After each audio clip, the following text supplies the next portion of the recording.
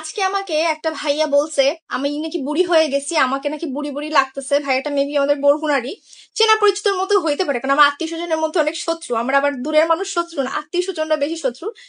যাই হোক, আমি কারো ভাত মেরে খাই নাই, তারপরও ভাই অনেক শত্রু।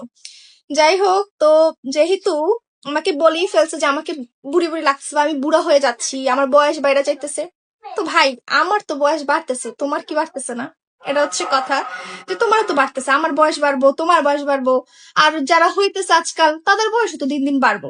তো যেহেতু সে আমাকে বলছে যে আমাকে বুড়িদের মতো লাগে, তো ভাবলাম ঘরে একটা পানের ডালা আছি, তাই এই যে পান নিয়ে বসছি, এখন হচ্ছে একটু পান খাই। আমার মাও মাঝে মধ্যে আমারে বলে আমার চলাফেরা নাকি বুড়িদের মতো, মাথায় এক গাদা তেল দিয়ে খোপা করে, হ্যাঁ, জামা কাপড়ের যেই ছিঁড়ি থাকে, আমি এগুলা নিয়ে ঘরের মধ্যে বসি। তো আমার দাদি আমার মারে পান খাওয়া শিখাইছে, এখন আমি আমার মায়ের থেকে শিখতেছি, যদিও আম্মু পছন্দ করে না।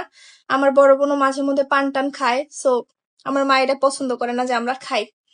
এই যে দেখেন, খুব সুন্দর করে নিলাম, যেহেতু সে আমারে বলি ফেলছে যে আমাকে বুড়িদের মতো লাগতেছে বা আমি আমার বয়স বাইরে যাইতেছে, তাই চিন্তা করলাম যে বয়স বাড়া মানেই হচ্ছে গ্রামের মহিলাদের কাছে পান খাওয়া। So আমিও পান খাওয়াটা স্টার্ট করে দেই।